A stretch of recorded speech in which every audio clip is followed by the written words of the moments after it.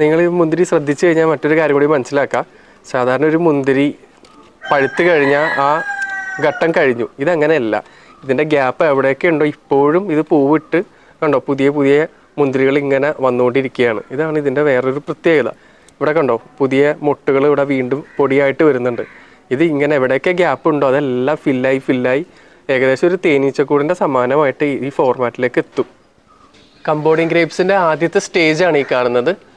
ഈ ഫോർമാറ്റിൽ നിന്നാണ് ഇതിലേക്ക് വരുന്നത്. ഞാൻ കാണിച്ചു തരാം അതിൻ്റെ ഓരോ ഘട്ടം. പിന്നെ രണ്ടാമത്തെ സ്റ്റേജാണ് ഈ കാണുന്ന കുറച്ചും കൂടി സ്റ്റിഫായിട്ടുള്ള സ്റ്റേജ്. അതിനുശേഷം ഓരോരോ സ്റ്റേജസ് ആയിട്ട് വരുന്നതാണ് നമുക്ക് ഈ കാണുന്നത്. കണ്ട ഇതേപോലെ